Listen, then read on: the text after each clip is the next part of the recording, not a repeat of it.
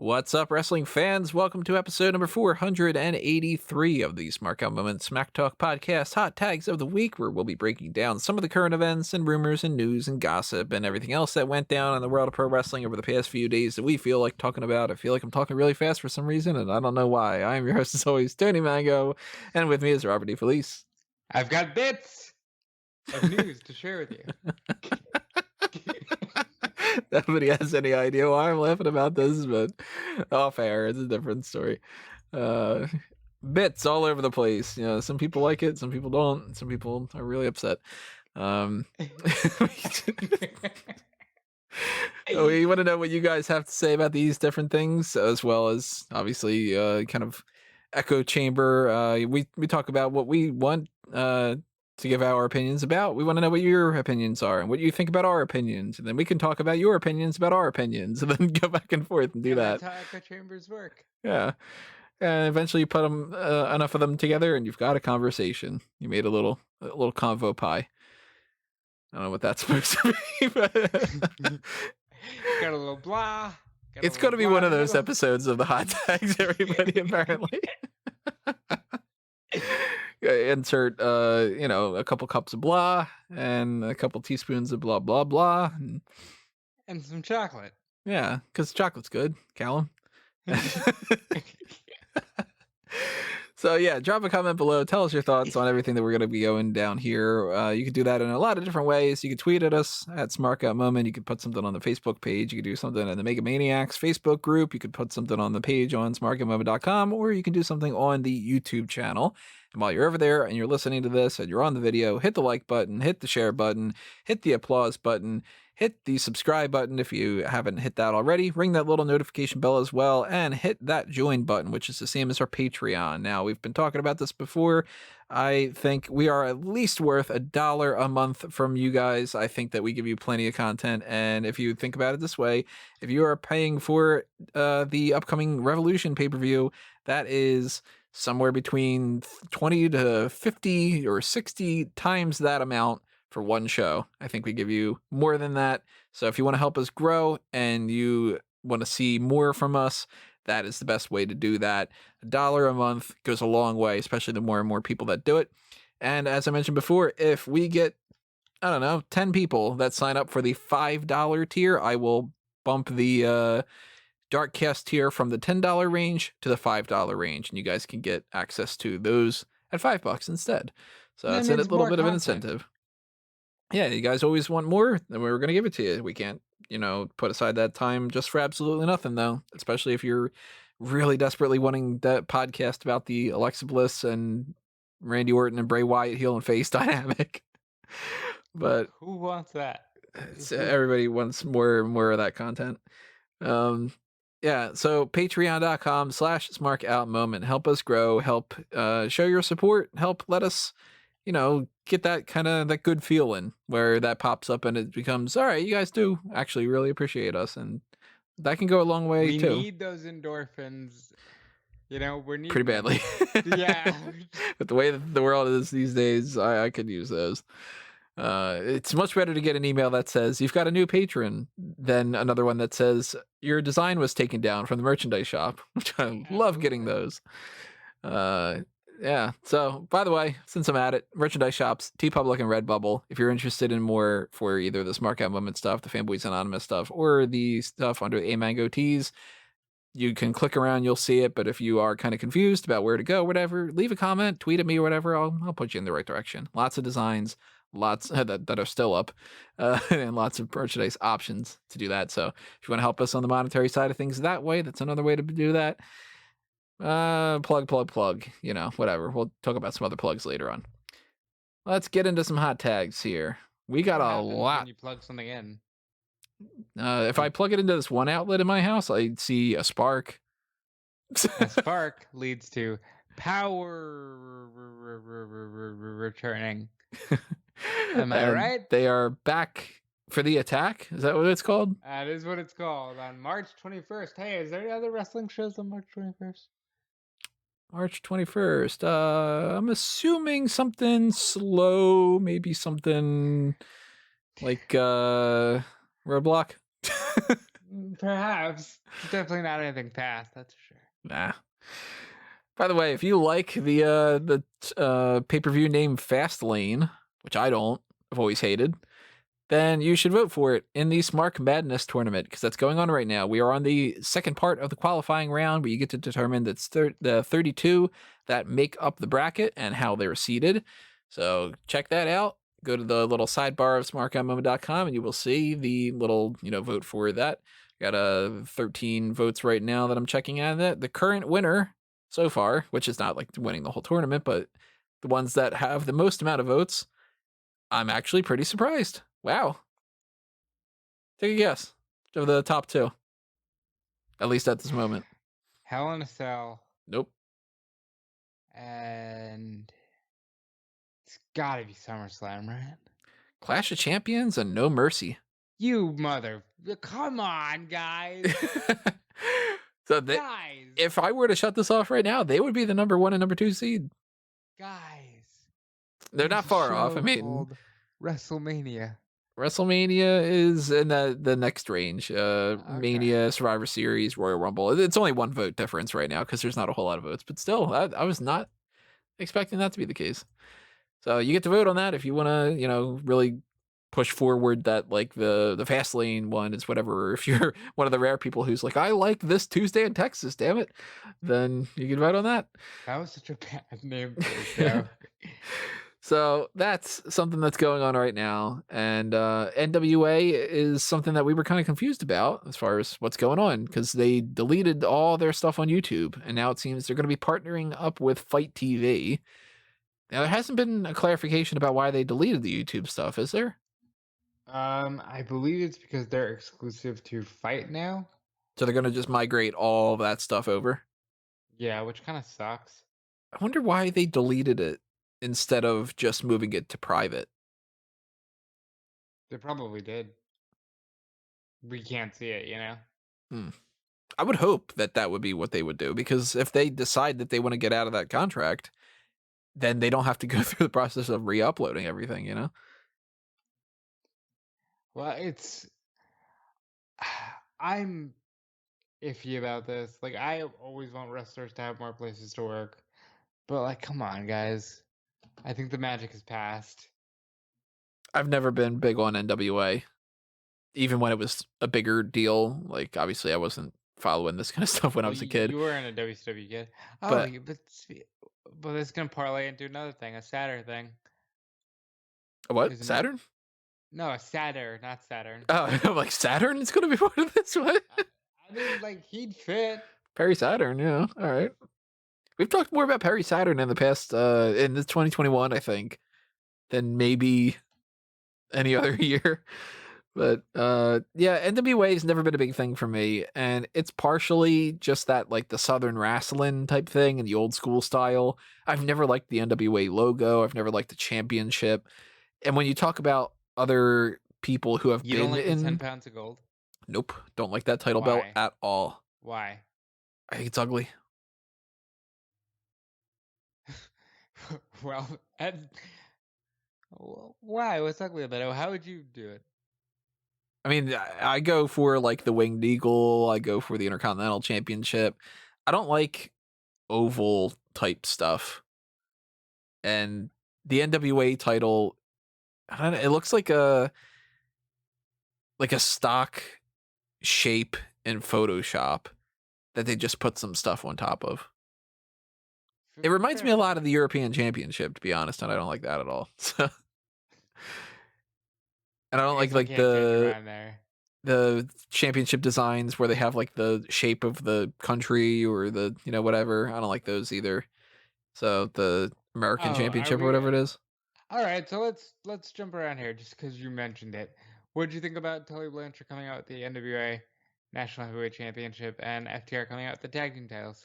My very first thought was, oh God, people are just going to do this all over the place now. They're going to come out with their championships. Taz came out with his championship. We're just going to keep creating more championships for this. Like, obviously, they're not actually going to do a thing, but like that was fucking cool. It's like, if it makes you pop, it makes you pop. It didn't do anything for me. It made like, these old school titles, and I'm like, yeah. old school for a company that I didn't really follow. Right. But the NWA itself, I tried to watch. I think I watched the first like 6 episodes of Power, and I'm like, you know what? I gave it a shot. No, I'm not gonna keep watching it anymore. I watched the first one. I watched the one where the Rock and Roll Express won. I watched the one where Jim Cornette said the thing that got him fired. And yeah, I like To- the pay per view. Which one was the pay per view? I didn't see it. Not the Crockett Cup match with Marty Skrull, who's now also blackballed from the business, and Nick Aldis was pretty good. Into the Fire, I think was the name. Because that's the Yeah. song. The song's No, good. Crockett Cup in 2019 was the name of the event. But the pay per view, yes, Into the Fire. That was the pay per view. That was good. I had fun with it. It was over at like 6:05. It was over at 6. Like I can get behind that if I didn't have to watch a WWE pay per view later that night. You know? the NWA stuff to me, I understand there's a lineage to it and there's like a built-in kind of respect for the history element, but there's no personal connection for it for me. So I'm not going to be watching this just the same as I haven't been watching it going forward. Even if they get people in the mix that I really like, it's hard for me to find the time to watch anything else, especially with WWE and AEW continually adding more content, which I'm like, I'm at that breaking point where I'm like, I'm trying to watch everything, but pretty soon, if they don't get rid of some of this and they just keep adding, it's going to go to the full like snap back type of thing. Where instead of going, oh, I won't watch a couple things, I'm gonna be like, maybe I won't watch any of them. Like, you know what I mean? Kind of like it's all or nothing sort of a thing. But I'm there. yeah, If it's I'm hard not to on covering shit, I don't watch shit anymore. it's hard to find the motivation when it comes to some of that stuff. I'm still interested in some of it, obviously, but like I can't set aside the time to watch NWA. And good for them, I guess, that they've got this Fite TV deal. But I still am going to harp on that whole merging thing. I still think that we don't need all these different companies. See, I don't think like NWA is a weird one. Cause like I wish they would just sell to Vince. Give Vince the name. Let him Yeah. own it all. At least here, because he already has the shit that people care about, which is the Jim Crockett stuff, which we'll talk about in a minute. Um, you know, give it to Vince.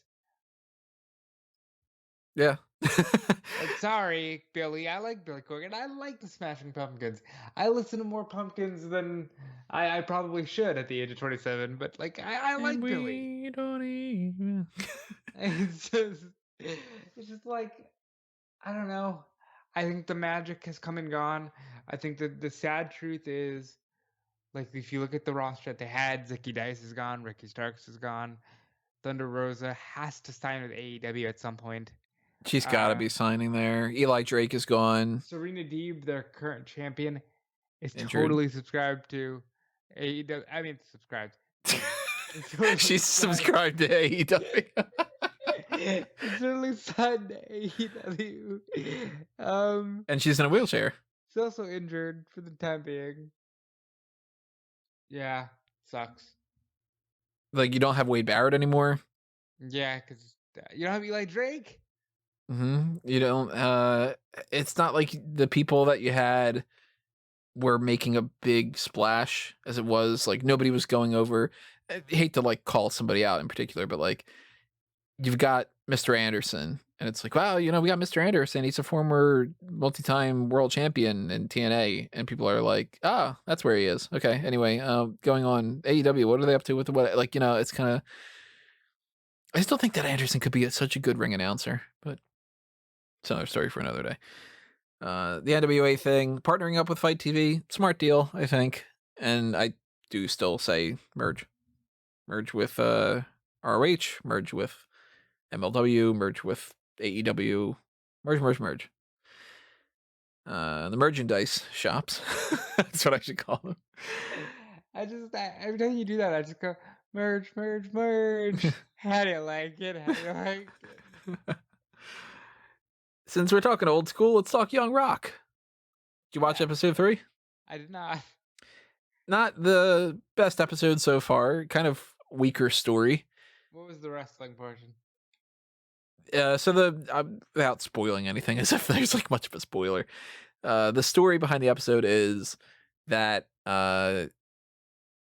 Rock's grandmother is running her promotion, and she has this working relationship with Vince McMahon where he lets some of the people still do her shows, but he calls a couple of them back because he needs them for a Madison Square Garden show.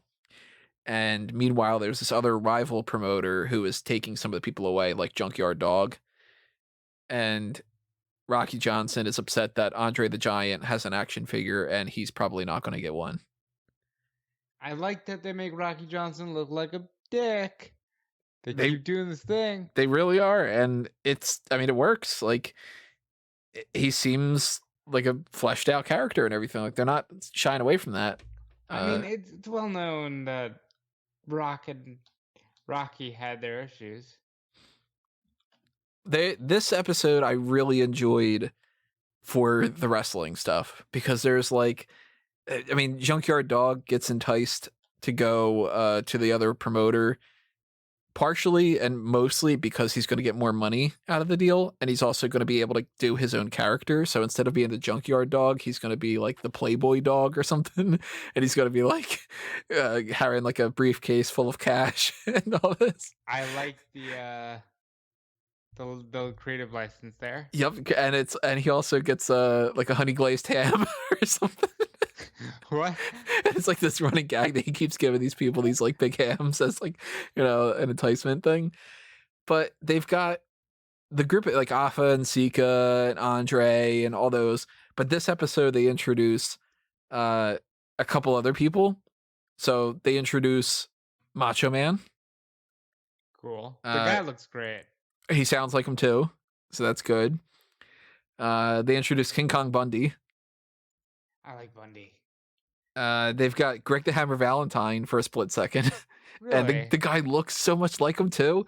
And all he does is he goes, I get angry very fast. Which I thought was fucking great. And Vince McMahon's in this one, of course. You know what? As much as I said I don't think that was good casting for the guy, within a little bit, I'm like, okay, you know what? I can see it. He doesn't look enough like him. But like he's got just something to him where they're having a whole discussion one thing about she's like, oh, Vince McMahon likes me, he takes care of me or whatever, it's all because I gave him my pulled pork recipe. And when he's talking to her, he's always just like, oh, I love that pulled pork recipe and whatever. And I'm like, I can see Vince doing this. I kind of wonder now, is there a pulled pork recipe? Now I want to know, and I want to know if that's something that Vince really likes, because I couldn't picture Vince eating pulled pork with being messy and stuff, but maybe it is. Maybe he's like a real big pulled pork fan, and I want pulled pork now that I keep talking about it. Pulled pork is good. I recommend checking it out. I'm still going to just watch these episodes until they give me a reason not to. And if they keep doing shit like the Greg the Hammer thing, I get angry very fast, then I'm going to be like, all right, cool. Macho Man's just sort of like, I'll take care of it and stuff. Like, I like it. Definitely check it out if you're interested, everybody. Yeah, I'll check it out.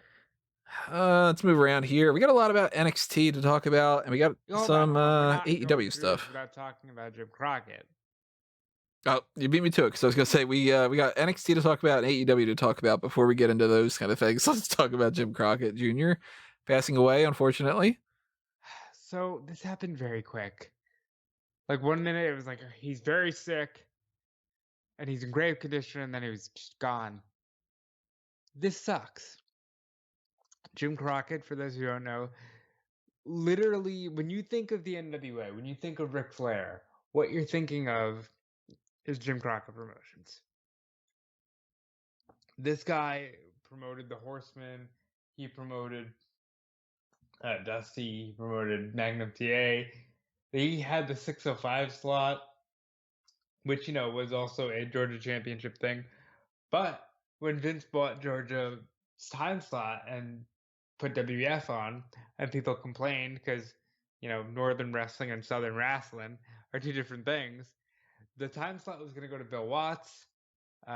Jim Barnett brokered a deal that gave the time slot to the Crockett's for $1 million, to which Vince McMahon infamously said, "You'll choke on that million." And you know what he did with that million, Tony? He paid for WrestleMania. And that's just the beginning. Like, if you look at Survivor Series is literally born to oppose Jim Crockett Promotions and Starrcade. The Royal Rumble is literally born to oppose Jim Crockett Promotions and the Bunkhouse Stampede. Crockett was a great promoter. He obviously fell into some financial woes because I guess the belief was always that they were living too fast. But Crockett was great. According to Paul Heyman, Crockett had a lot to do with his career. Basically called him out and said, "You're being a little bitch. Are you going to change the industry or not?" And he formed ECW out of that. Like, Crockett's fucking awesome, man. And it sucked to hear this news. But there's a certain fullness in my heart that it came an hour maybe after seeing Arn Tully and JJ on TV with Tony Schiavone. Makes sense.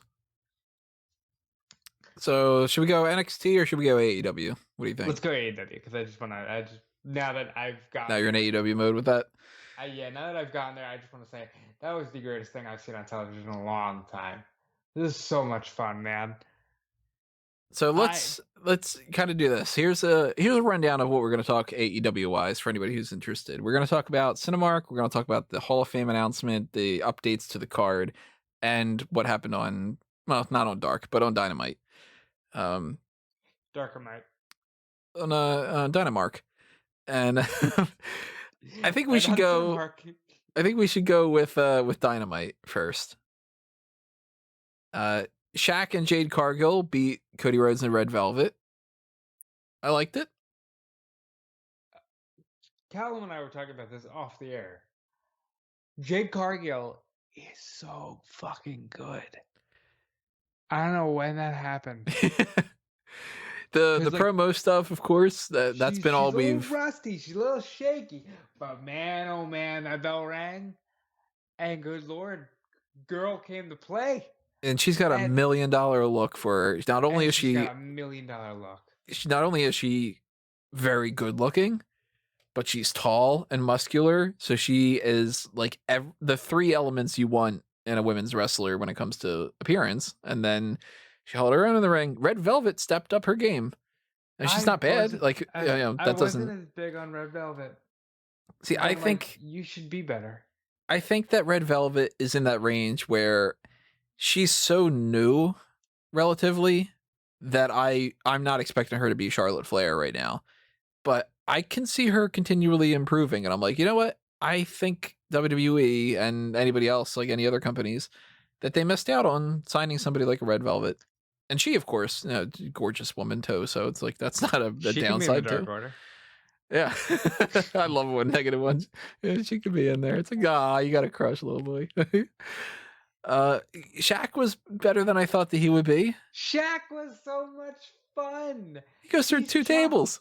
He's chopping Cody. He's making his chest look like raw hamburger. Shaq did a Brody Lee powerbomb. Yeah. And I thought that was fucking cool. And then Cody hits a great over the rope crossbody and puts Shaq through tables. Mm-hmm. Like, this was fucking fun. This is exactly what you need in these type of matches, where you got people interested. You started off the night with something that could get people to continue watching. It delivered. And I'm like, I'm watching this and I'm thinking to myself, so why didn't you do this for the past couple of years, WWE? Why not? What was the problem? Like, we'll get to that because the other guy's on the show too. I'm like, geez, so that was fun. I like that a lot. And then Shaq does the Bray Wyatt, and it gets put in an ambulance, and it's not in an ambulance. Yeah, I don't understand what that was about. Maybe he's tweaking out with his Kazam powers. Maybe. And we're gonna Better see ingredients, better pizza. Yeah. we're gonna see a big mountain of candy bars like in the movie. It's the only scene I remember about that movie. I remember I'm watching it in the theater as a kid, and I'm like, man, that would be cool. The thing is, Tony, he didn't need to go to the hospital for a multitude of reasons. First of all, he puts icy hot on everything. Gold Okay? Bond. And then he puts the gold bond. And if he's gonna go to the hospital, he's not gonna go in an ambulance. He's got the general auto insurance. He doesn't need to go in an ambulance. Shaq's fascinating. He's Shaqsinating. The dude was steel. I love Shaq. How many people can say that they were all these different things that Shaq is, including being like, yeah, and I was the superhero in one of the movies before the movies became a regular thing and all this. Like, he's just, Shaq's cool. I like Shaq. And he did a good job. So I was like, you know what? Did a great job. To be honest, like, this was way better than I expected it to be. So thumbs up. And if that would have been on the pay-per-view, that might have been like the show stealer kind of thing. But I'm actually kind of glad that it's on Dynamite. I don't like that Red Velvet's not signed. She isn't? No. She's got to be. Nope. That's insane. They confirmed that in the media call. At this point, why would you not sign her? She's on one of those retainer deals, but they haven't like officially said Red Velvet is all elite. That's so crazy to me. Sign her. Like, you put her in this match, sign her, you know? They signed Sean Dean earlier today. That happened, yeah. Good for the captain. Didn't they sign somebody else this week too? They announced somebody, didn't they? It was like another like was this week the one that they announced Lee Johnson, or was that last week? That was a couple of weeks ago. They did announce somebody though. I feel like it was Sean D. Now I'm gonna look it up real quick. There's a certain amount of people that they've used enough times, like Aaron Solo. He's signed to the Nightmare family. I don't know what that means, but so is Nick Camarado. Camarado. Signed? I don't know. Bear Country is another one. I'm like, you haven't signed them yet? Like, you use them enough. Like, I can understand you don't want to sign everybody. You don't want to sign, VSK and Ryzen and, just everybody who's been a part of this stuff. But once you use them 15, 20 times, it's like, all right, you like them enough to do that. You might as well sign them. Red Velvet, though, she's in a big enough spot. They should definitely sign her. And if not, if I'm WWE, I'd snatch her away immediately. I don't know if she'd be into it, but, I mean, there's no way. So, Ray Phoenix and Pac beat Skylar in D3. Bro, this is how you do a fucking squash match. I was walking up the steps with my phone in my hand watching this. And by the time I got to the last step, it was over. It's like, that's how you do a squash match. That was good. We had a promo with the Inner Circle that featured Eric Bischoff and Conrad Thompson. That was fun. Chat me up. Then we got the FTR and Tully Blanchard thing you mentioned before. Well, we're not skipping over this. This was fantastic. This was, I want this again and again and again. Everything that happened here was so good. Tully Blanchard hit a fucking slingshot suplex on little Marco Stunt like it was 1987. And it shook him up after he hit it because he was walking a little funny afterwards. But dude hit that suplex with such crispness. And then, that wasn't enough. So JJ Dillon is there. Hands Dax's shoe. That wasn't enough. Hey, Tony, remember on Wednesday? Literally hours before the show when I said, where the fuck is Sean Spears? Yeah. Sean Spears came back and he's got a blonde mohawk. And he's officially finally with FTR and Tully, because for a while they were It's separate. about time. Like, took them and then they all months. flash the four fingers. And then Ard comes out. And Ard flashes the four fingers. And if you don't put Cody Rhodes with Sean Spears and FTR, right, and call them the Four Horsemen because Conrad owns it, you're fucking wrong. The You're Forceman. wrong. Yeah, positives all around when it comes to that. We got a little moment here where Tony Schiavone's about to interview Paul White, and JJ Dillon's like, "You're not going to get anything better than that." And Tony Schiavone's like, "Yeah, you're not getting paid any extra for saying that either." So JR thinks that Shivani's gonna interview though, because he's like, "Oh, Shivani's gonna have fun interviewing JJ and Tully." And then when he doesn't, and he starts to shift over to the Big Show, JJ is JJ and tries to do the whole, "Whatever you got next, not getting better than that." Yeah, pal, you're gonna get paid extra for that. It's like, hell yeah, having fun, like we're saying.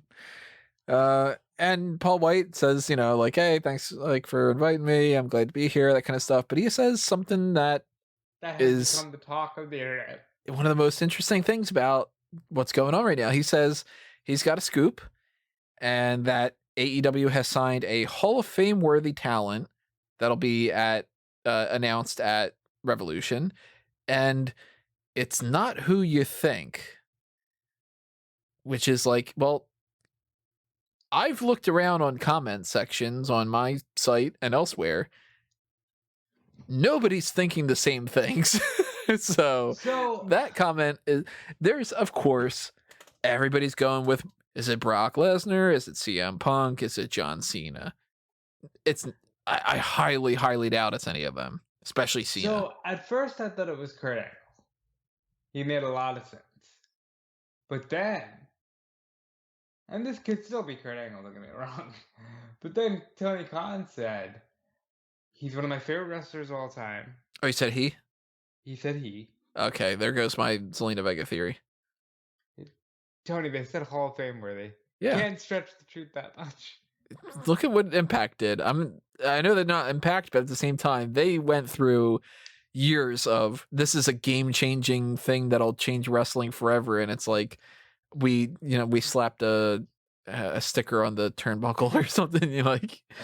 So Tony Khan said he. Tony Khan said one of his favorite wrestlers of all time, and Tony Khan said we have him locked in and we're gonna do all these great matches. Now that says to me, maybe not Kurt Angle. Right. But I do think Kurt Angle should have one more match. I think that RVD is a good chance. I think I've heard some people say Christian. If they go with Christian, if he like, let me tell you something. If WWE let Christian go, right, after proving that he can go in the ring, and after Edge being on the road to WrestleMania, that's slap in the face. If they don't figure something out to do with something with Edge and Christian, and they just let him go like that, they deserve whatever problems would come their way like that. If they do that, then I hope AEW starts a Hall of Fame at Double or Nothing and inducts Christian on the first night. Just because. It's absurd if they let him go. Like, I understand you might not want to use Christian on a regular basis or something, sure, but you don't let him go when both he and Edge are like that. I don't think it's Christian. Now, let's play some wild speculation. There is the fact that AEW's chief legal officer started following Christian on Twitter. Oh. Man, I'm gonna be pissed if that's what it is. If it's Christian, I'm gonna be so upset too. Like, I want Christian in WWE wrestling alongside and against Edge. To be clear, if it's Christian, part of that podcast on Sunday is gonna turn into us bitching. Mm-hmm. It's gonna turn into the what is WWE doing kind of a thing. And I already want to complain about WWE just as far as Fastlane goes, because we're getting a rematch of the we'll get there. But I'm saving that for when we get into the Fastlane predictions. But I'm like, I'm hoping it's not Christian. But at the same time, if Christian and Big Show are on AEW, first of all, 6 months after they helped Drew McIntyre retain the title, and then only a few months after appearing on Legends Night, and how Randy's like, yeah, you're a bitch, and like, come on, WWE, come on, Who what are else you could this doing? be that's Hall of Fame worthy? All right, you're gonna laugh. Calvin and I were talking. I'm beginning to really think there's a chance it's Brock Lesnar. You know what though? I would be so happy if it was. Because, he's officially out of WrestleMania. He's out of WrestleMania. He's out of the WWE spectrum. WWE can't use him as a scapegoat for things anymore. It's not going to be the fallback plan. It's not going to be all this other kind of like just rematch against Roman Reigns or whatever like that. The only downside to it would be the only two downsides to it would be we don't get to see Keith Lee beat him and we don't get to see Bobby Lashley beat him. But The Lashley one is big. And also, like, I like the Heyman pairing. I know you're probably over the promos, but I like the Heyman pairing. But like at this point, if that's not going to happen anyway, like if they would just go, oh, well, we don't want to book that because screw you, that makes sense, Then if keeping Lesnar in WWE would have meant all they would have done is a rematch against Drew McIntyre and like a match against Roman and a match against, I don't know, another one against Rollins or something stupid, then cool, put them in with other people, have Wardlow beat them, whatever. What But if it's CM I don't Punk? think it's Lesnar either. I don't think it's Punk. I don't think it's anybody like that. I Now, think hold on. What if it's Punk to be the third chair on AEW Dark? it's weird that he says it's not who you think it is. Because it's like, well, who do you think that we think that it is? Probably Punk. And if that's the case, then it seems like it is Punk, Because then it's Right. like, oh, it's not who you think it is. It's actually CM Punk because you didn't think that it would be him, did you? Like, but I'm also Now, thinking, you know what? Maybe it's not a WWE guy. Maybe this well, is like some kind of New Japan person or something. it could be. It could be Okada. Because remember, there's Mm-hmm. not necessarily saying the person will be at the show. They're Yeah, saying they're going to make an announcement. they're going to announce the thing, yeah. So it could be somebody like an Okada because It could it's be, like but it Hall also of Fame that worthy. lends itself to like anybody. Because like if you're gonna bring in CM Punk and it's just an announcement of everything, all right, stop everything you're doing. CM Punk is coming to AEW. Okay, stop everything you're doing. Okada's coming to AEW. Okay, stop everything you're doing. Brock Lesnar. What if it's like Brett DiBiase or something? Well, I see. I can't imagine it being anybody not great. I know there was a talk about Joe Hennig being the blank in the ladder match, and I'm cool with that Oh, actually. you know what? I didn't even think about that. I'd be so good with it. I'd like to see him in there. He is like, if he doesn't go to an AEW, I would think that dude's so He's the perfect for NWA. NWA or for MLW maybe. But like, I'd like to see him do that. Yeah, I'd like that. Because that's another question too. Like, we don't know who's going to be that other person. We finally today, I'm assuming, ended the onslaught of announcements for the extra people in the tag team battle royal. We can talk about that in a minute. But like, this Hall of Fame announcement is one of the most interesting elements of the Revolution pay-per-view to me at this point. I'm like, I want to know who it is, and I don't want to be disappointed. I think AEW is doing a good job of creating intrigue. Their pay-per-view has Sting, a ladder match, a barbed wire death exploding match, uh, a Hall of Fame announcement that might be like completely fucking game changing. This is a big show, and no pun intended. Well, I really hope it's not Christian. And for And the that's not most a knock part, on Christian or AEW either. That's just like a, come on, what that's are you doing? that's a thing of me being annoyed that we just got Edge and Christian back and you're not going to do the match. Like that kind of a thing. Because you can't. Like, you just can't at that point. They're in separate companies. It's not like one's on Raw and one's on SmackDown. You can come around to it. No, they're in separate companies. They'll lock them down for years. We'll never get that match. You know? If it's like Kurt Angle, cool. I'm not going to go crazy. If it's Brock Lesnar, I'll be disappointed that we're not going to get the Lashley match. But I don't think we're necessarily going to get that anyway. And I don't think that it's Brock. If it is Brock Lesnar, I almost want Jon Moxley to beat Kenny Omega. I want Brock Lesnar and Jon Moxley. I think there's more of a chance it's Punk than Lesnar. But I don't think it's either of them. I think it's going to be somebody else. I don't know who, you know. I want Punk. You know, like, please. What about Batista? We haven't said Batista. Huh. I didn't think about Batista. I mean, he is like in the wings of the Hall of Fame waiting. So that'd be kind of interesting. But you know what though? You know what? Not that I'm gonna run into something here. Allow me to put my tinfoil hat on. We're gonna talk a little bit later about how they've announced. Well, they haven't announced, but they're going to announce NXT TakeOver being before Mania. They haven't announced anything about the Hall of Fame. Right.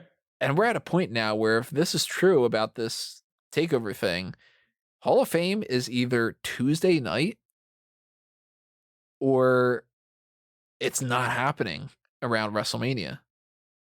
You think they just scrap Batista altogether? Just saying, what if it's Batista and they decided, you know what, he was the big draw for the Hall of Fame thing. Let's just wait and not do the Hall of Fame until we figure out another thing, and we'll just lump everybody in and do something another time. Like, have a big show around SummerSlam and have all the people that were supposed to be in the 2021 as well as another whole section of a class. And then that way everybody gets to have it in front of people. And then that way we can kind of make up for the Batista thing or something. Not saying that it is Batista, but I'm just saying, you know, that would be the type of thing that's got me thinking. A Hall of Fame worthy career implies they're not in the Hall of Fame yet. But then again, which Hall of Fame? It kind of implies it's the WWE one, but it doesn't have to be. It's... And Austin, there's no way it can be Austin, right? Well, I guess Khan said he'd do matches. Yeah, it can't be Austin. And he's a Hall of Famer. Well, what if? Like, fucking what if? Talk about it for a second.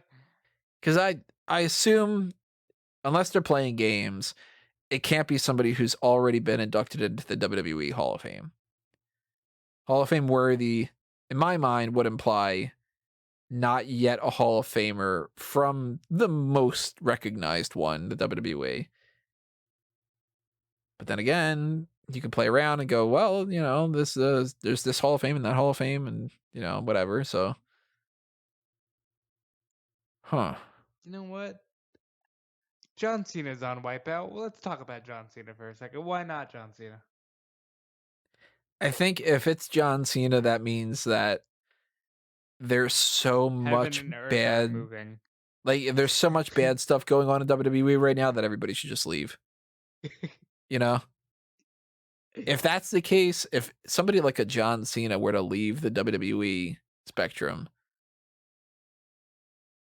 that's a bad sign for WWE. I mean, he's been in the whole WrestleMania ads with the "You Can't See Me" and all that. So right. That would be like that. There'd be some kind of major problem going on. But can you like just imagine for a moment John Cena, who is in the Warner Media project of Wipeout, and is in the Warner Media project that is Peacemaker, huh? Huh? Just saying. Trying to see if I could find trying to find anything other than that. I'm really hoping it's not Christian. I'm gonna be so disappointed if it is. But there's not many other people that I can think of. There's not like is there anybody that's like their deal is up in WWE right now or something? Goldberg is under contract, right? I think so. That'd be a wild one. Is it weird that I'd be more like, okay, Goldberg in AEW? I prefer that. It's almost like the Brock thing for you. Like, yeah, why not? You know? Are you going to be like annoyed or whatever if it ends up being somebody who's not necessarily a wrestler? Like it's like a Hall of Fame worthy person who's been, I don't know, like it's a boxer or something, and it's like, oh, they're Hall of Fame worthy from being a boxer, or you know what I Yeah, mean? but Tony Khan had said that it was one of his favorite wrestlers. That's true. You did say that. Yeah. So it has to be a wrestler then. Because otherwise, I would be like, maybe If it's one of his Because my favorite first thought was wrestlers. like, well, maybe it's Tyson. One of your favorite wrestlers. So he grew up really following the era of like 90s, 2000s. It seemed, right? Supposedly, his Mount Rushmore is Chris Jericho, Bret Hart, Stone Cold, and Ric Flair. All right, he's got Jericho. But Bret can't work. And Bret popped up on the one Double or Nothing. Rick might think he can work. Although, like, again, like, even if it was Flair, I would love it just because it's like he was on Raw 2 weeks ago. And it would stop them from doing the Charlotte thing. Yeah, can you imagine? No, you're just Charlotte again. Yeah. Why? Because we don't want to acknowledge your dad, you know? I'm hoping I'm not disappointed. I'm very interested. We'll see. That could be one of those things we talk more about that than some of the matches. But we'll find out. Do you think it's Mark Henry? I hope not. I don't want to see this dude. But he's in the Hall of Fame. And I don't want to see him have matches. I'm sorry. Like, Randy Orton really bummed me out about Mark Henry. And for other people who think it's Ryback, I can't imagine that it's Ryback. It ain't Ryback, pal. At least if it is, we know Punk ain't ever going there. So, Revolution, moving on with Dynamite and everything. We know who is going to be facing Hikaru Shida because it's Ryu Mizunami, which we figured that out. Right thing. So Mizunami won. They did the whole stare down. Yeah, they did that kind of thing, and we know now more people that are in the tag team Royale, which this is the list of everybody. I can't even do it in one. I can't even do it in one breath. I'm not even going to try. So you've got Bear Country. So those two guys. I'm not going to read off everybody. But the Dark Order. So you got Alex Reynolds and John Silver, and you also have Dark Order's Evil Uno and Stu Grayson, and now you also have Dark Order's Alan Angels and Preston Vance. So I like that they call them Five and Dime. Oh, I like that. 5 and Dime. Yeah, 1 and 2, 3 and 4, and 5 and 10. There was no 6, 7, and 8, 9, right? Well, 7, 8, 9. And 6, 6, I don't know. And 6 is afraid and ran away. We've got Inner Circles, Santana and Ortiz. We got The Butcher and the Blade. We got Private Party. We got Top Flight. We got Death Triangle. We got the Varsity Blondes. We got the Seidel Brothers. We've got SoCal Uncensored, the Kazarian and Daniels team. We got the Natural Nightmares. We've got Chaos Project. We've got the Gun Club. And we've got the team of Cesar Bononi and Pretty Peter Avalon, which is called Pretty Picture. I'm now switching over. I'm like, all right, SCU wins.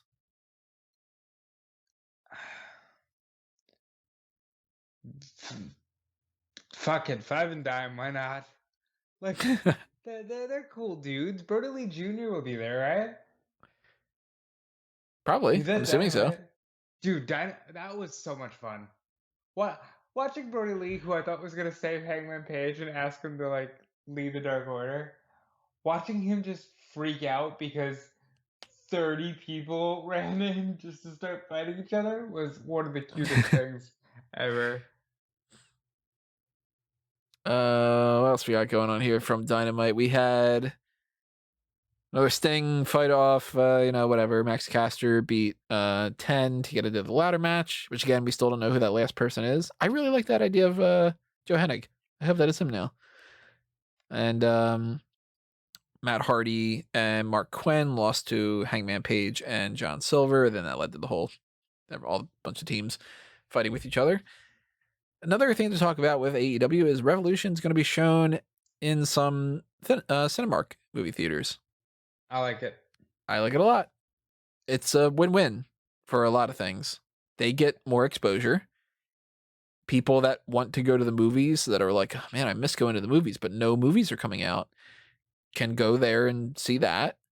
The movie theaters, they need something. So that gives them something to put out there. We need our Flavical and our popcorn. Yeah. And we're getting it. And if I wasn't doing coverage and doing all that kind of stuff and afraid that that's still unsafe, then I'd be like, you know what? I'd consider going. Like if they were to keep this going forward, and if I didn't have to do coverage, then I'd consider doing that for a show. Like that'd be kind of fun. So I like that idea a lot. Yeah, it's really fun. I think it makes me think I'd like a movie theater hot dog and some movie theater popcorn and just sit down and watch AEW. Be down for it. Maybe some of those shitty nachos and $19 for a thing of popcorn. So what you're gonna do? You're gonna blow off your Brazilian thing. Nobody cares. And we're gonna watch Full Gear in the movie theater to celebrate your getting there. That's imagine totally that. better than in Brazil. I promise. Let's talk NXT, but before we do that, I'm gonna throw out a plug that I forgot to do earlier when I was talking about Young Rock. I was gonna do a plug for Fanboys Anonymous. So if you were into the TV talk and you want some more stuff with different TV shows and movies and video games and comic books and some different things that are like that, go to fanboysanonymous.com. Check out that website. At some point, we're going to do something based off of WandaVision. Not entirely sure when. So stay tuned for some kind of a review point or some kind of a breakdown. I don't know exactly what. It'll probably just be a review point of the season.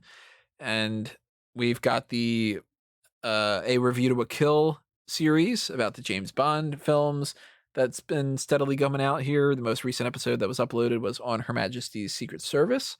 And on this Monday, we're going to be recording The Spy Who Loved Me. So obviously those are coming out one episode per week. If you are subscribed to the channel and you have that notification bell set up, then you will get the alerts of when they go up on Friday mornings. And we got some other stuff in the pipeline. So if you want to show more support for Fanboys Anonymous, follow those accounts, subscribe, head up to Patreon for that, do the Pick Your Poison tier, just the same as you would for Smark Out Moment. So that way, if you want us to do like a watch along of something, some kind of a fan tracks sort of deal, then, let me know. Do the Patreon and show some love to the Blue Brand. Let's talk NXT. Before we do that, though, let's get out of the way. NXT UK. Miko Satomura did not. She did not beat Kaylee Ray. All right, look, I know you're upset about this, but I need the people that listen to our show, if you're still with us, and we appreciate you. This fucking match was so good. It had me on the edge of my seat good. And maybe a lot of that is because I was so convinced that Miko Satomura was going to win the belt. But this was so good. I think everybody should go out of their way to watch this match. I'll go out of my way. I'll go further and say, Ilya Dragunov and Sam Gradwell. Fun match. Like, NXT UK is fun. Some of it's a little bit of a chore. Listen, okay, all right. I'm not crazy about hippie Tyler Bate. Yeah, being super zen and talking about how he wants to, I don't know, like just chill out all the time or whatever. I'm not liking that. Yeah, but I think Ilya Dragunov is doing the Bob Backlund thing very well. Where he's like, no, I don't want to go crazy. I'm sorry, but I'm going to go crazy. uh, and we'll go out of your way. Go out of your way to watch this women's title match. Right now, it's the front runner for women's match of the year, and it's probably going to be in my mind all year long. So disappointed that the title didn't change though. At this point, I'm assuming it's just not going to change until they have fans, and they just start like, well, in for a penny, in for a pound, kind of a deal. I like Isla Dawn getting vignettes. I like Teoman. I don't know who he is or what he's doing. I feel like Isla Dawn's what do you call those things? A clairvoyant. Too little, too late. And Teoman is like a wolf. Like, I don't know. I get weird vibes, but I like it. Oh God, Amir Jordan. That's his name, right? Yeah. Yeah, he's a thing. That was like, what is he, Kenny Williams? Kenny Williams is totally turning heel. Yeah, he was not with this Amir Jordan, happy-go-lucky dancing nonsense. So NXT on that side of things, we've got some other stories to talk about. I'm going to say that for last, actually. Let's bounce around here. Let's go Monday Night Raw. We finally got the championship that we thought we were going to get last week. And we should have gotten like 15 years ago. Right. Bobby Lashley is our new WWE champion. They did a good job telling the story of The Miz trying to get out of it as much as he could throughout the whole night. And eventually Bobby Lashley just beats the crap out of him in a lumberjack match, which didn't make a whole lot of sense in some ways because we got people like Matt Riddle being super happy about Lashley winning, but annoying. Damian Priest beat Elias by pinfall. We got some stuff here and there that really doesn't matter all that much. Randy Orton coughed again.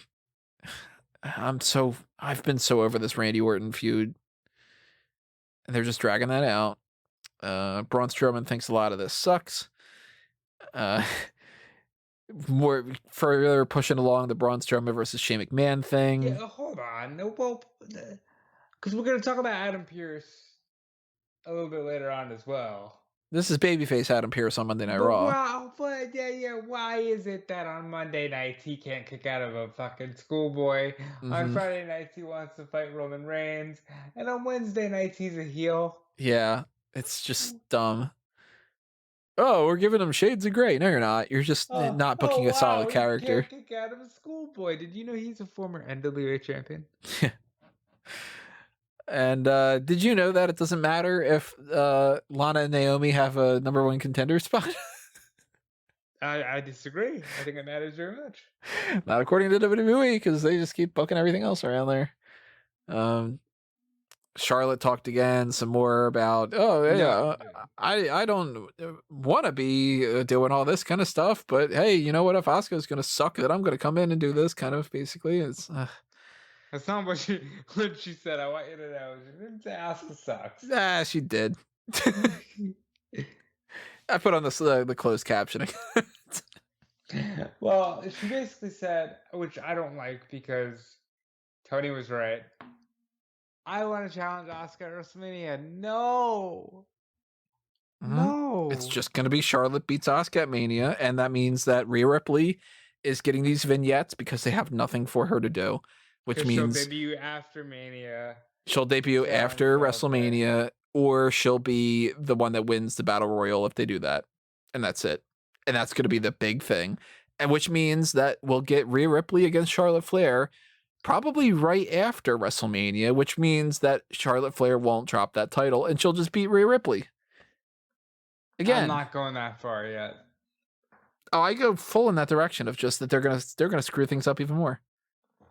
I have zero faith when it comes to this.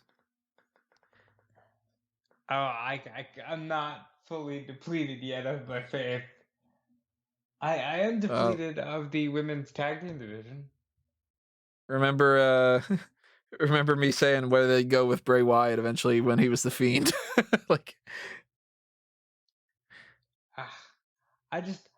I don't get why Charlotte Flair, who's obviously is not a babyface, doesn't work well as a babyface. It's a total babyface right now. None of the horsewomen work better as babyface. Actually, maybe Becky. Becky does. Because, like, even Bailey now, I was listening to her old theme song, and I got it. I was like, yeah, you can't grow with this. You're typecast. At least now, like, Bailey can be fun and, like, playful, you know? She can do Ding Dong Hello. Like, which is fun, by the way.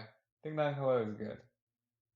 And in typical WWE fashion, they were like, how do we build to this? I know.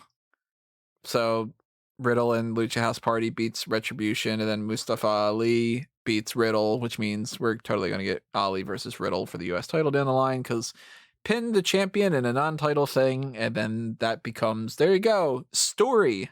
They're going straight up with, like, the, with some dangerous territory with Mustafa Ali. With him being like, imagine a guy named Mustafa Ali being the champion of the United States. It's like, I see where you're going. Same thing with the Intercontinental Championship over on SmackDown.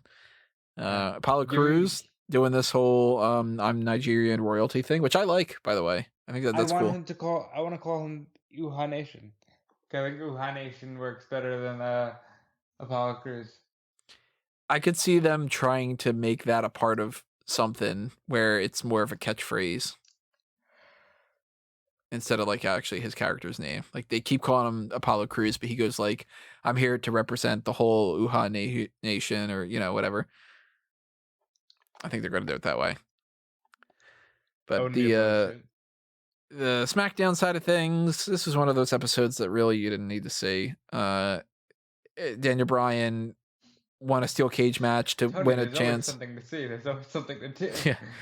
It's like, hey, if you know, last week, Daniel Bryan was supposed to win a chance to get a match at Fastlane. Well, he didn't, so he does it this week. Dominic beats Chad Gable because they're just feuding. Sami Zayn and Corbin and the Street Profits. It's just a repeat of everything. Everything is just a repeat. They're not trying. So don't see a single thing of it. Blake Christian was one of Sami Zayn's cameramen. Oh, that was that guy? Yeah, well, I guess you wouldn't know who he is. Yeah. Yeah, he was one of the guys. And I like the little Uha Nation people. The Nigerian Elite Guard, I think. Hold on. Let me bear with me, folks. It's 12:30. I've been up since 5:30. Yeah, I like his little soldiers. Like, that's cool. You know? Nigerian Elite Guard, I think is what he referred to them as. But yeah, you know, gives them some kind of more presence. So, like that. I am not a big fan of this whole thing that Reginald is still a part of the storyline. Yeah, and they did worse. Now he's going to be seemingly a part of Nia Jax and Shayna Baszler because actually, that part I like. Because it's going to just be, hey, that happened at Fastlane. What do we do at Elimination Chamber? What do we do at Fastlane? That again. Reginald and Nia might be a fun comedic pairing. I'm just so over this lack of effort. They really do not try. You saw in my my message that I put in our group chat for a bunch of people that write for Smark Moment. I was like, give me less than 5 minutes and I will book every episode of SmackDown for Sasha Banks and Bianca Belair. And in 2.5 minutes, I had 6 ideas. And I was like, that is not that hard. No, it's sit down vignette, training vignette, sit down vignette, face to face. We're at WrestleMania.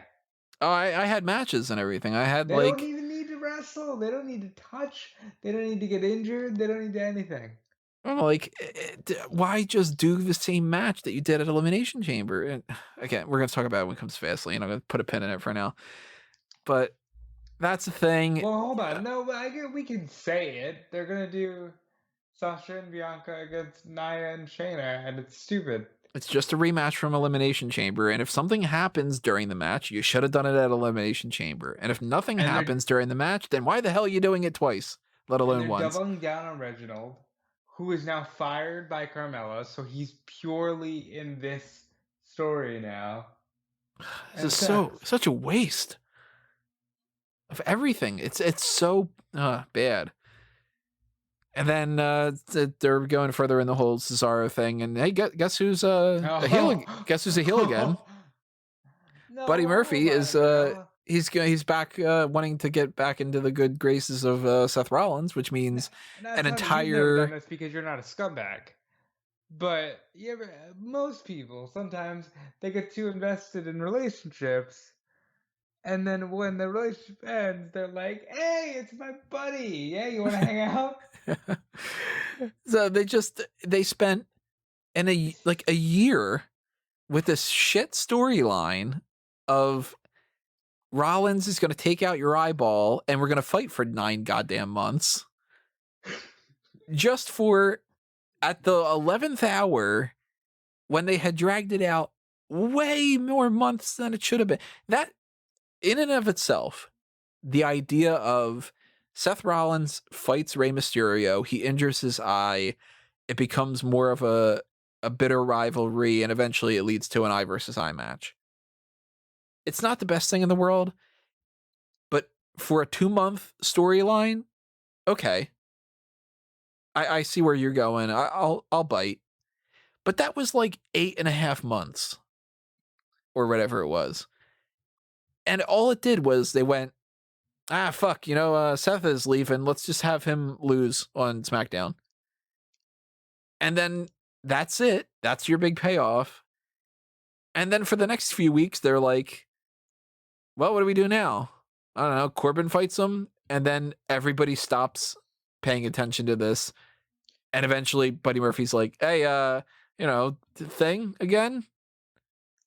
Well, Fuck this creative process. Like, I don't even think we should refer to it as WWE creative anymore because they're not being creative. It's WWE copy and paste. WWE paint by numbers. WWE rerun. Why don't they make that a show? That's what they want to do. That's what they do for every episode. Is they rerun everything what it is. WWE rehash. Why isn't main event on Hulu just the WWE recap, and it just says we're doing this thing, and people go, oh, I didn't see that before last week. Like if you missed this, check out the Cricket sponsored recap of the last thing that happened last week. That wasn't as complicated as you needed to see it anyway, because these storylines. All right, I'm not gonna. I should check my blood pressure at some point when I'm doing these. Do you know that thigh slapping's banned? Because priorities. Sure do. We don't know what's happening for WrestleMania, but don't slap your thigh. Reportedly, there's a sign that says no thigh slapping. Priorities. Listen, they're tired of leg slaps. I get it. I'm tired of bad bookings. And I get it. Let's talk NXT. We got a lot of NXT stuff to talk about here. I guess I'll put it this way. Let's talk about the stuff that happened on the episode. Danny Burch and Oney Lorcan beat Ciampa and Thatcher. Roderick Strong called out Adam Cole. Finn Balor came out instead. Finn Balor's like, hey, Adam Cole, you're kind of a dick. You want a title match? Which is like, you're kind of a dick. Exactly what he wanted. Okay. The Way went to a therapist. Oh, this is fun. And I love these little segments here. Austin Theory's like, yeah, Dexter Lumis is a good guy. He's just misunderstood. And Indy Hartwell's like, I want him so bad. Like, she's just talking about how, I'd let him do some stuff to me. And I think that's kind of a fun dynamic. I'd be his friend. Yeah, I'd be his friend. Dr. Linda Nicoli is arguing with Johnny Gargano, and he was great in this, and the whole back and forth that they had going on. He was selling the hell out of it. I thought that was great. And they did a little thing where he's texting Candace and everybody gets kicked out, and eventually it's revealed that the only reason that Austin Theory was let go is because he's too goddamn annoying. And that Dexter Loomis is just like, oh my god, you cut off all the sleeves and you just keep eating cereal. Like, I thought that was great, and it turns out the whole thing's just been paid off by Gargano. Right. I love that whole segment.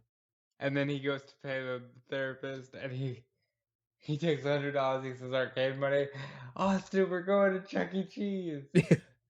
That's fun. Yeah, I like this little bit. Also, Gargano said Therapedon, and it's just like, yeah, I'm not here to be Therapedon. Therapedon them. Yeah, this gave me flashbacks to some like old school WWE type stuff, WWF, I should say. And we had a match between Ember Moon and Aaliyah. Who was it in the chat? Was it Ben? I think it was Ben. Yeah. It was Ben, writer for Smark Mode, who's like, what happened to Ember Moon? Yeah, she's getting worse instead of better. Which is something to behold, isn't it? It's very disappointing because I was like most other people were like, man, WWE is not using Ember Moon. Like she should really, she could be a women's champion. Like she could go somewhere, do something. And now I'm like, you know what? Maybe some people saw a ceiling, and maybe we're seeing that. I don't want that to be the case. I want this to be some kind of thing where it's just maybe she's a little. She hasn't gotten her energy back from her original Achilles injury, and she's still she needs that thing to fire her up, and then she can get back to the way that she used to be. You mean War Games wasn't that? Should have been.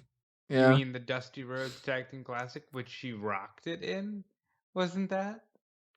Certainly wasn't this Aaliyah match. She's gonna be the fucking first ever NXT Women's Tag Team Champion.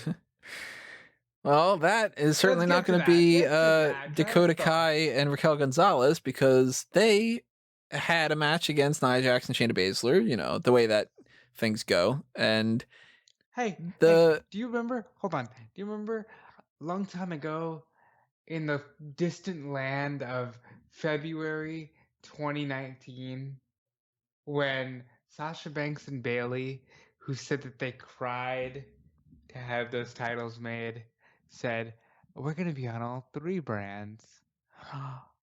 Ooh, and all three brands. Nobody promptly ever pretty much went to NXT. And then nobody went to NXT except for, I think, one time? The Kabuki Warriors fought Dakota Kai and Tegan Nox.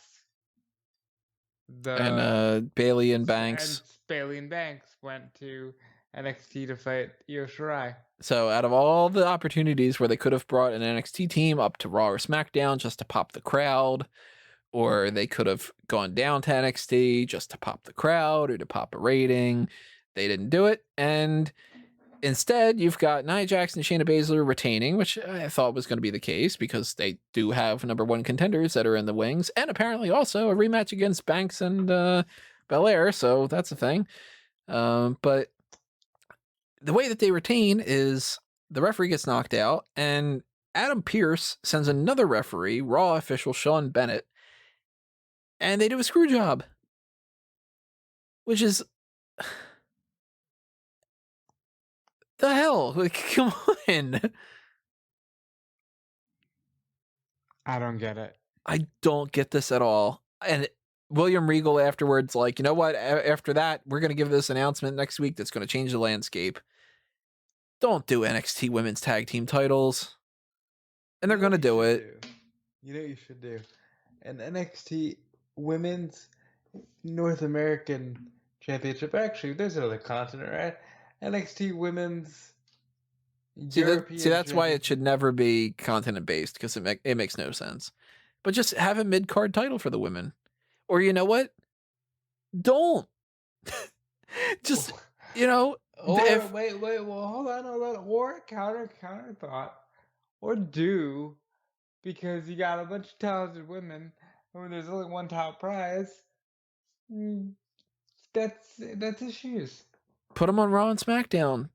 I'm sick and tired of seeing the same matches on Raw and SmackDown. Bring up the people from NXT and freshen things up. Yeah, but when you freshen things up in NXT, it's almost like, putting an air freshener in a car that still has garbage sitting in the back, because the main roster is gonna fuck you up.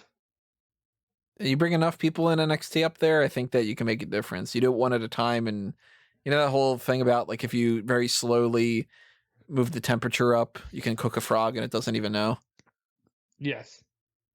You can't do it with NXT, one person coming up like a Tyler Breeze and change the whole thing. But you change enough people, you bring up enough of them up, I think that you can. And I don't think that there's enough people to do a proper tag team division with titles. The answer isn't more titles. The answer is putting any bit of effort into anything. Or more titles. It's just like, this is, I don't understand this, but there's other stuff that's going on in NXT right now. Well, before we get into that, Finn Balor had beaten Roderick Strong, Everrise, and Breezango got attacked by Legado del Fantasma, and there was a little bit with Cameron Grimes trying to change the Capitol Wrestling Center to the Cameron Grimes Auditorium, and beating Bronson Reed with a little bit of help from LA Knight. But the other things to talk about, NXT, it seems they haven't announced it yet. This probably is going to be part of Regal's announcement. I'm expecting Regal's announcement to be this. The NXT Women's Tag Titles, the announcement that starting after WrestleMania, they're moving to Tuesday nights, and the announcement that we're getting NXT TakeOver Stand and Deliver. I don't think Regal's announcing Tuesday nights.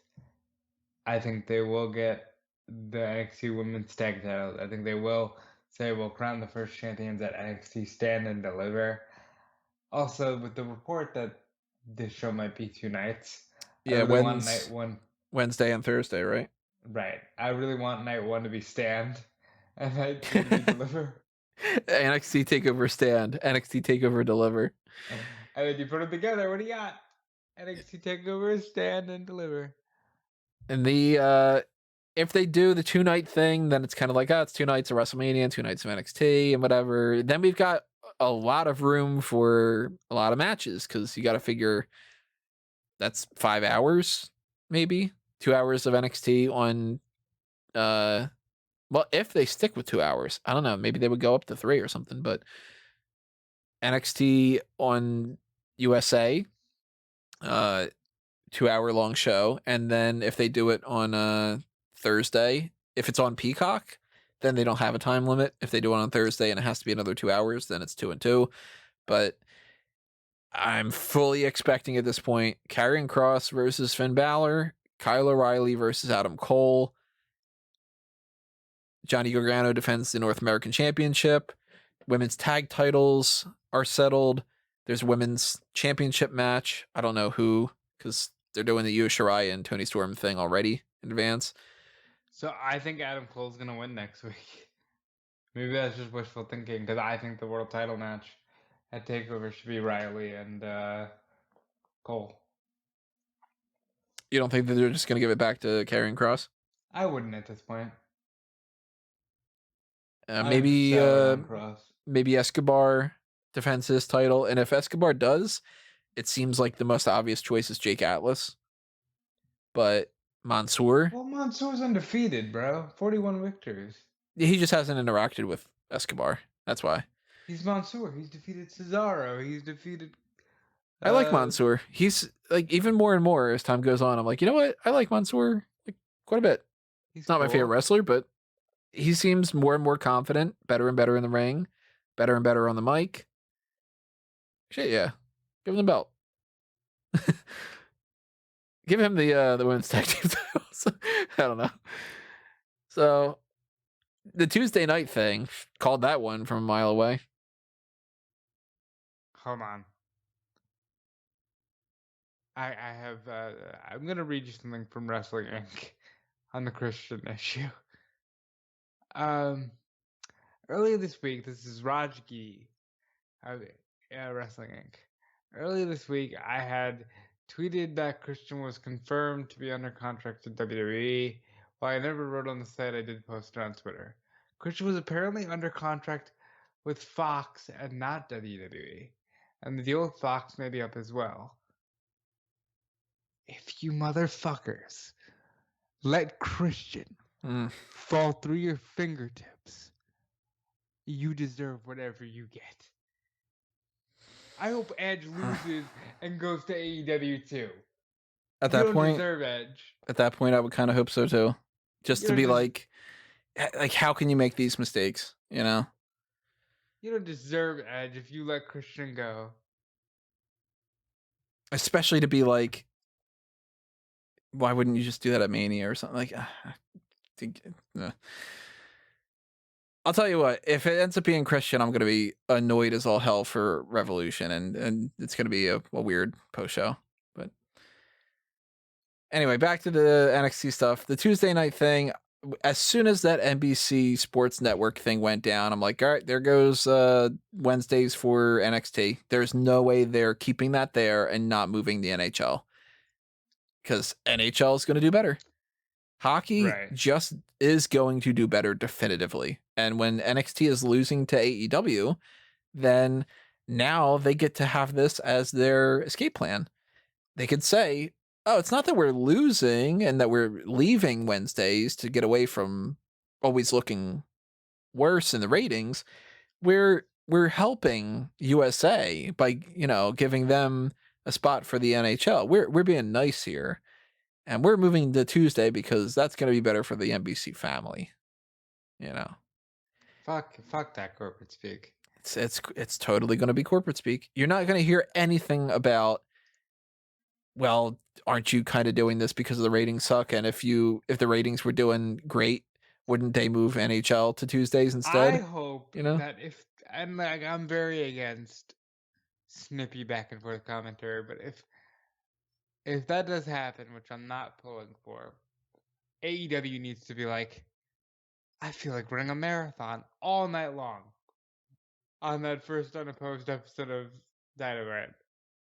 If I were AEW, I'd be like, hey, did you guys know we won a war? We were at war?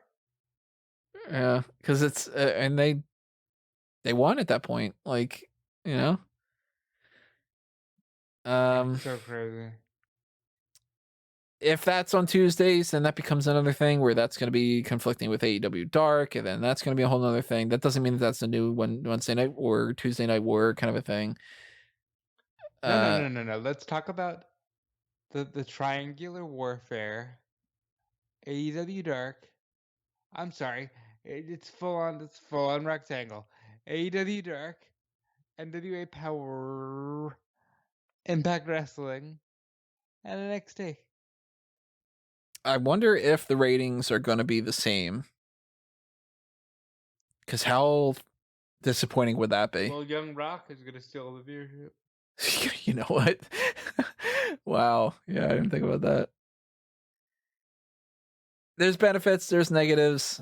At least I wouldn't have to worry about being so exhausted and then starting Dynamite.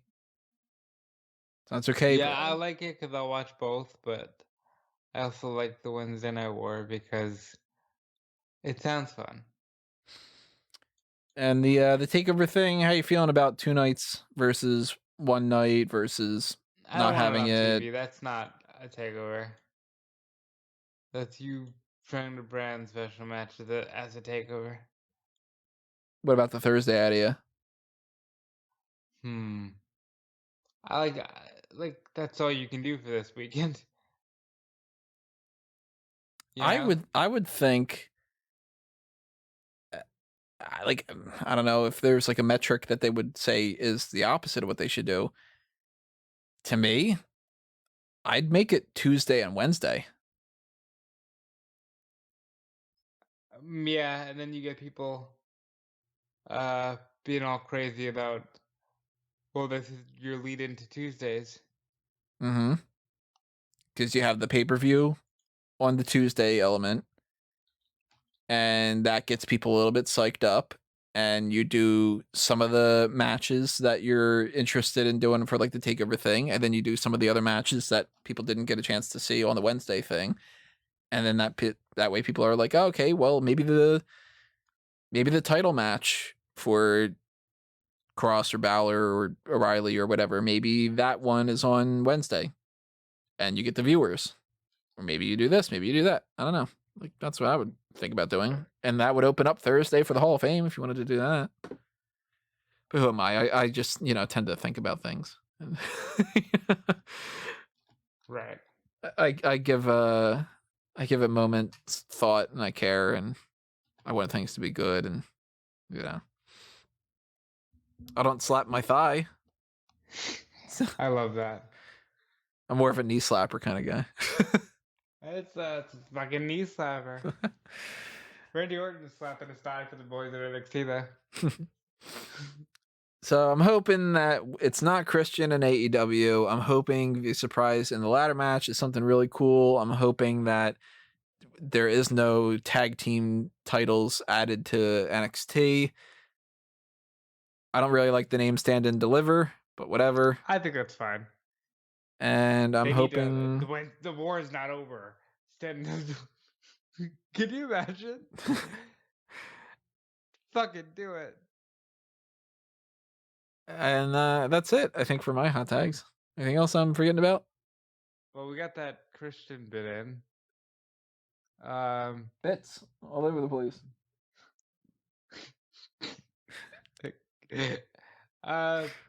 Daniel Bryan, cage match. Well, he's not in a cage match with Roman, but he won a cage match to get to Roman at Fastlane.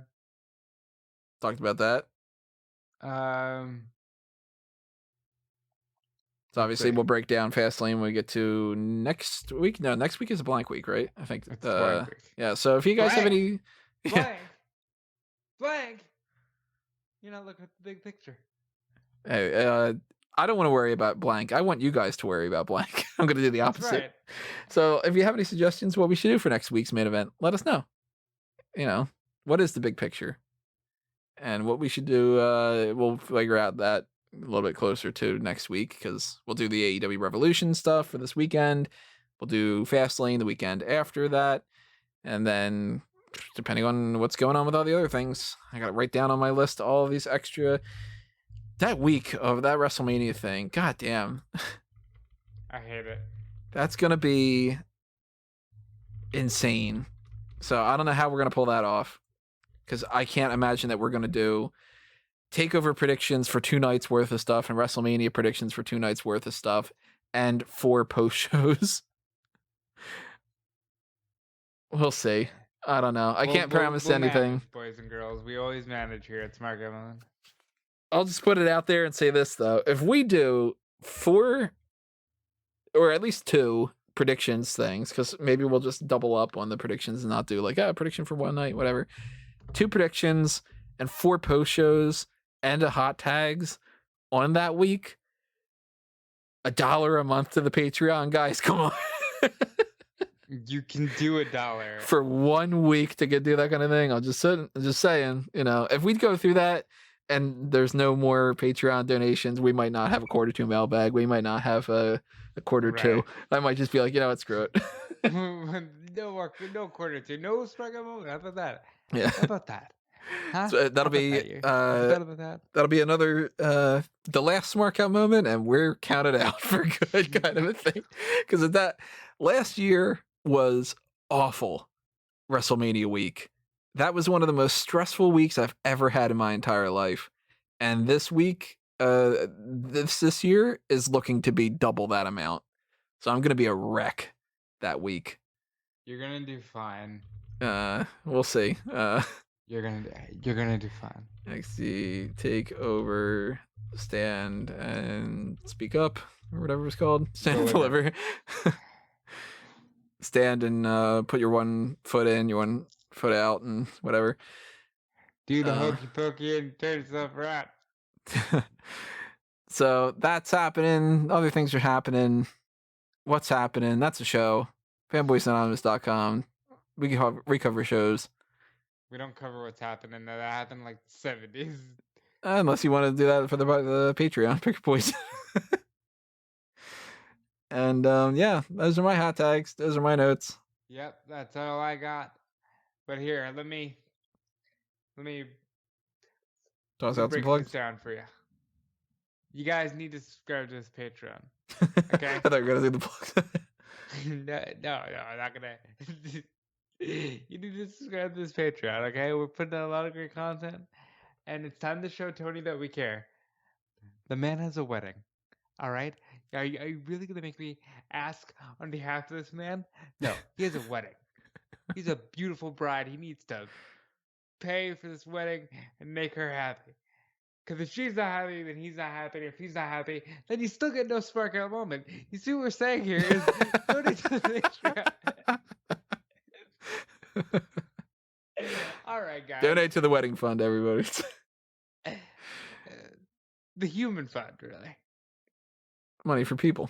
It's never too early for Festivus. Yeah. I got some grievances. Oh, God, I hate you all. So you can check out Dude Felice on Twitter. Yeah, that's right. Oh my God, I have plugs. That's what I was supposed to do. Yeah, at Dude Felice on Twitter, at Fightful Wrestle, FightfulWrestling.com, WrestleZone.com. I forgot my plugs.com. Callum and I just recorded the last episode of the Paul Heyman SmackDown podcast, at least of the chronological, like, we're going to sit down and talk about SmackDown episodes, and that's coming up tomorrow. It features Paul Heyman and Brock Lesnar in a steel cage. It features Hulk Hogan and Vince McMahon in a promo that Callum absolutely hates. So we run that down. There's also teases for Tori Wilson and Nydia getting naked on a Girls Gone Wild pay-per-view. That's a thing. And if anybody wants it, IForgotMyPlugs.com is an available domain. According to checkdomain.net. Don't tempt me, okay? IForgotMyPlugs.com. Imagine just doing that, just being like, oh, wait, what do you guys want to plug? And you go on somebody's podcast and you're like, go to IForgotMyPlugs.com. And it's got all my links. I love that. I don't have a link tree. I don't have a, whatever. Yeah, IForgotMyPlugs.com. I love that. You can follow me at Tony Mango, and you can check out everything happening under a Mango tree. Of course, I've mentioned that there's Fanboys Anonymous. There's also all the other stuff that's happening on Smark Moment. If you want to go ahead and get ahead of the game, you can follow the Facebook and Twitter accounts for couple movies and a couple movies. We're getting some random likes here and there. There's not any content up yet, but we're getting some random things on Facebook, and that's cool. I like that. I'm going to tell you this every single time. I don't know why you created another account for you and I to watch movies together. We can do that with... Caroline's going to hear that and be like, what? Yeah, I'm going to be uninvited to the wedding and I'll wake up and there'll be a knife at my throat. And yeah, all the other stuff that's happening, I've plugged pretty much everything. You guys should know at this point. And if you don't know, ask or click around, just show your support and hit the like button, leave your comments, follow things, keep popping up and keep doing your thing. We will see you when we see you, but that's it for this episode. Next time you're going to be hearing from us is going to be that Paul Heyman SmackDown podcast. And then afterward, we're going to have the Revolution live, most likely. Post show, so stay tuned for that. Ring that little notification bell so that way you know when we go live specifically and you're not just checking and trying to find that out. Of course, you'll be able to check it out on demand if you're way too tired and the time zones are different or something, but we're going to try to do that live again like we did for the Elimination Chamber, and I'm hoping to try to do that live going forward pretty much every time because I think that'll be fun. So hang out in the chat it up, pull a Conrad Thompson, just chat me up, and talk about what Dave Meltzer said and any of the other kind of things like that. And yeah, stay tuned because that's all coming your way before you know it. But that's it for this episode. Thank you again for listening, everybody. This has been another Smark Out moment, and we're being counted out.